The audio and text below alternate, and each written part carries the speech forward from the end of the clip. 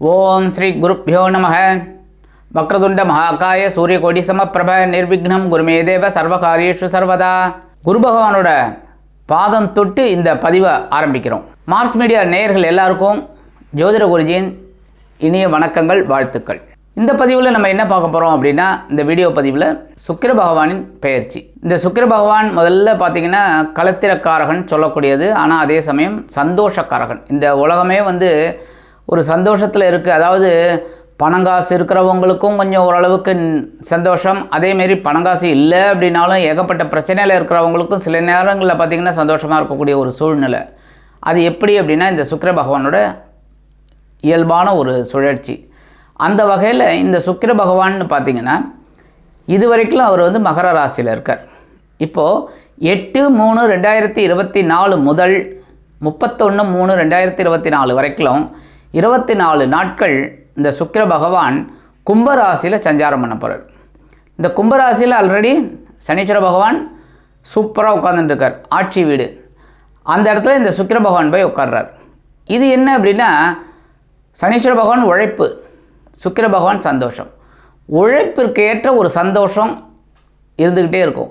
நிறைய பேருக்கு பார்த்திங்கன்னா எவ்வளவுக்கு எவ்வளோ உழைக்கிறோமோ அந்த அளவுக்கு சந்தோஷம் கண்டிப்பாக இந்த சுக்கிர பகவான் கொடுப்பார். அந்த வகையில் இந்த கும்பராசியில் இருந்துக்கிட்டு இந்த சுக்கிர பகவான் என்னென்ன பலாபலன்களை ஒவ்வொரு ராசிக்கும் கொடுக்க போகிறார் அப்படிங்கிறத பற்றி நம்ம இப்போ தெளிவாக பார்ப்போம். பதிவுக்கு போகிறதுக்கு முன்னாடி நம்ம சேனலை சப்ஸ்கிரைப் பண்ணாதவங்க பண்ணுங்கள், லைக் பண்ணுங்கள், கமெண்ட் பண்ணுங்கள். உங்கள் கமெண்ட்ஸுக்கு நாங்கள் பதில் கொடுத்துக்கிட்டு இருக்கோம். ஆக இந்த பதிவுக்கு போகலாமா? எனதொருமை சிம்ம ராசி நேயர்களே, இந்த பதிவில் நம்ம என்ன பார்க்க போகிறோம் அப்படின்னா சுக்கிர பகவானின் பெயர்ச்சி. இந்த சுக்கிர பகவான் யார், முதல்ல அதை நீங்கள் பார்க்கணும். இந்த சுக்கிர பகவான் முன்னாடியே சொன்ன மாதிரி பொழுதுபோக்குக்காரகன், சந்தோஷக்காரகன். அந்த வகையில் இவர் உங்களுக்கு 3ஆம் இடமாகிய சகாயஸ்தானம், வீரியஸ்தானத்து அதிபதி, அதே சமயம் ஜீவனாதிபதி. ஜீவனாதிபதி அப்படிங்கும்போதே சாதாரணமாக உங்களோட ராசிநாதன் சூரிய பகவான். சூரிய பகவான் அப்படிங்கும்போதே உங்களுக்கு ஒரு ஆத்மகாரகன் உங்கள்கிட்டே இருக்கிறதுனாலே நீங்கள் ஒவ்வொரு வேலைகளையும் சிறப்பாக செய்யணும் அப்படின்னு நினைக்கிறவங்க. அதே சமயம் ஒரு அரசியலில் இல்லை ஒரு அரசாங்கத்துறையில் ஒரு பெரிய லெவலில் இருக்கணும் அப்படின்னு நினைக்கக்கூடியவங்க நீங்கள், அது உங்களுக்கு ஏற்கனவே சாதாரணமாக அமையும், ஈஸியாக என்ன. அந்த வகையில் இந்த முயற்சி ஸ்தானாதிபதி ஜீவனாதிபதி சுக்கிர பகவான் இதுவரைக்கும் உங்களுக்கு பகைருணர் ரோகஸ்தானமாகிய 6ஆம் இடத்துல இருந்தார். 6ஆம் இடம் அப்படிங்கும்போது உடன்பிறப்புகளின் சில விஷயங்களில் நீங்கள் தலையிட்டு வெற்றி கண்டீர்கள். அதேமாரி உடன்பிறப்புகள் உங்களுக்கு அனுசரணையாக இருந்திருக்காங்க. அரசியல்வாதிகளுக்கு ஒரு முன்னேற்றம் கிடச்சிருக்கு. அதேமாரி கொடுக்கல் வாங்கலில் இருந்தவங்களுக்கும் ஓரளவுக்கு நன்மை நடந்திருக்கு. உத்தியோகத்தில் மட்டும் பார்த்திங்கன்னா கொஞ்சம் பரபரப்பாக செயல்படுற மாதிரிலாம் இருந்தது. ஏன்னா வேலை பளு அதிகம், அதனாலேயே கொஞ்சம் வேலை நிறைய செஞ்சீங்க. அதுக்குண்டான உயர்வுகள் ஓரளவுக்கு உங்களுக்கு வந்திருக்கு. ரொம்ப எதிர்பார்க்கல, ஆனால் ஓரளவுக்கு உங்களுக்கு வந்திருக்குங்க.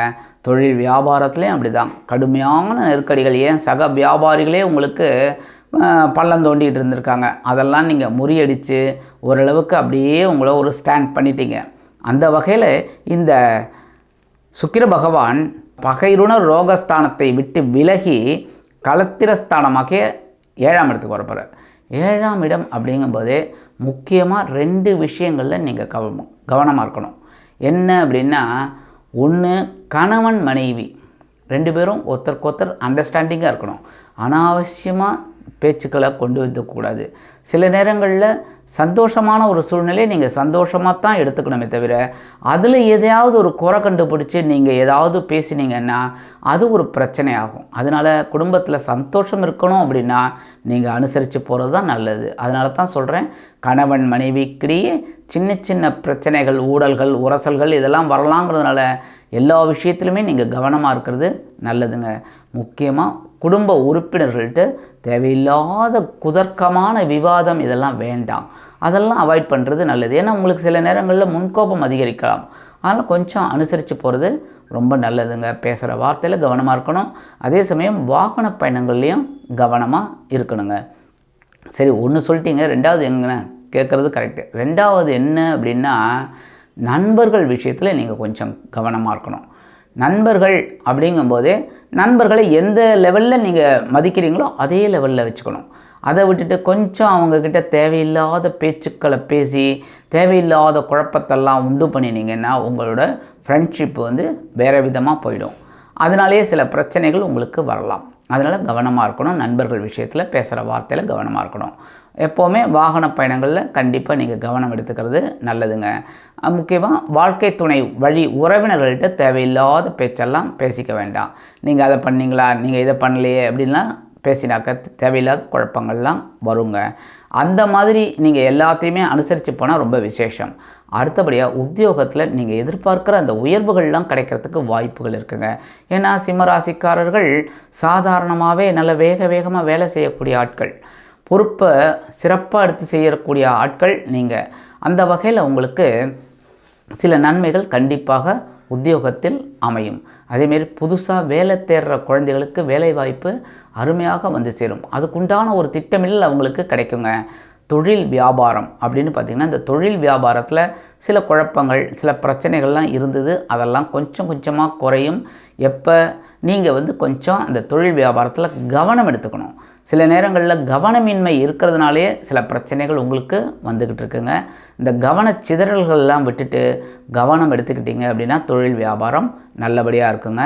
புதுசாக தொழில் தொடங்கணும் அப்படின்னா கொஞ்சம் யோசித்து செயல்படுறது நல்லது.